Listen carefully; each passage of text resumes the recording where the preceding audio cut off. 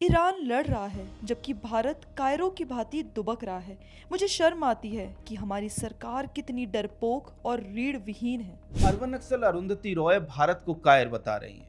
नक्सलियों को Gandhi with gun बताने वाली रॉय भारत सरकार को डरपोक बता रही हैं। इनकी दर्द हो रहा है क्योंकि सरकार इनकी गन वाले गांधियों यानी नक्सलियों को निपटाने में लगी है। ये छाती पीट रही हैं क्योंकि इनके नक्सली या तो मारे जा रहे हैं या फिर सरेंडर कर रहे हैं। ये और इनकी पूरी जमात अभी और चूड़ियां तोड़ेगी क्योंकि सरकार ने देश को नक्सलवाद से मुक्त करने का प्रण लिया है। तो अरुंधति रॉय जैसे उनके बेचारे काकाओं के पेट में दर्द होना तय है और वो होता दिखाई दे रहा है। यही कारण है कि अरुंधति रॉय बिना किसी मुद्दे के सरकार के खिलाफ विषवमन कर रही हैं।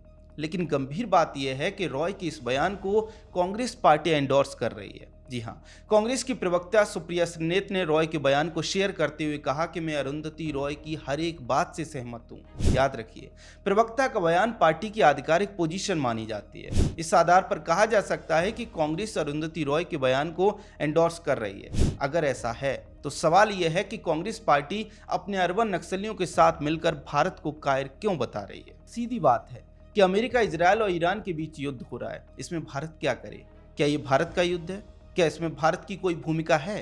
क्या इससे पहले दुनिया के युद्धों में भारत शामिल हुआ था? क्या भारत रूस यूक्रेन युद्ध में घुसा था? क्या America Afghanistan, America Iran, America Vietnam या फिर किसी और ऐसे युद्ध में भारत कभी घुसा है? नहीं घुसा। भारत हमेशा से ऐसे युद्ध से दूर रहा है, इस बार भी है और अपने हित के साथ है। इससे सुप्रिया श्रीनेत को, अरुंधति रॉय को क्या परेशानी है? मतलब ये क्या हताशा है, क्या फ्रस्ट्रेशन है कि दूसरे देश युद्ध लड़ रहे हैं, आपस में लड़ रहे हैं और यहाँ वामपंथी कांग्रेसी भारत को गाली दे रहे हैं? क्यों भाई? मजे की बात यह है कि ईरान को भारत की स्टैंड से दिक्कत नहीं है।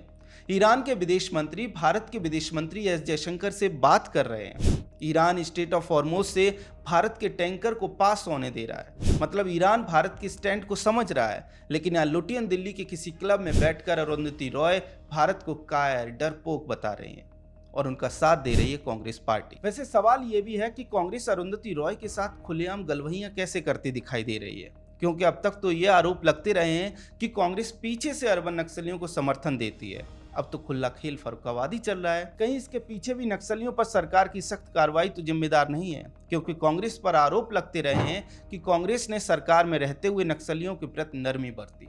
दोस्तों, ये सवाल गंभीर है और बार बार उठता है। 1980 से लेकर 2014 तक कांग्रेस पार्टी लंबे समय तक सरकार में रही।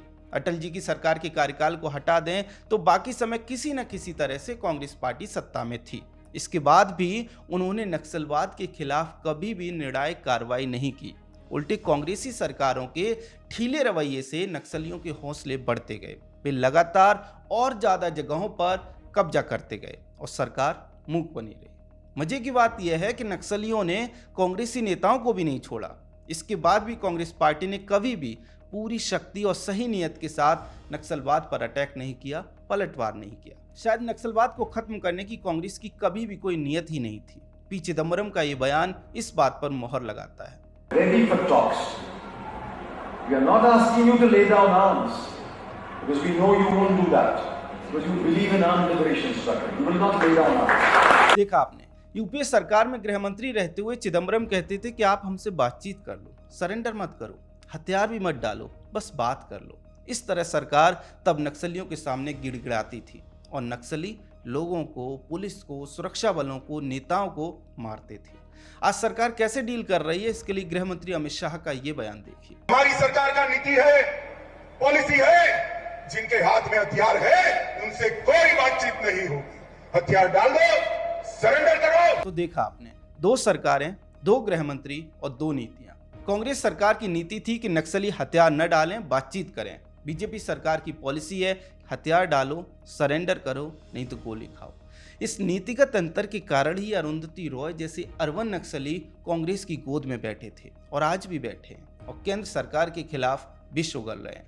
निष्कर्ष के तौर पर दो बातें कही जा सकती हैं। पहली ये कि अरुंधति रॉय जो भारत के खिलाफ जहर उगल रही हैं, उसे हमें नक्सलियों की तेरवी में उनके बिलाप की तरह देखना चाहिए।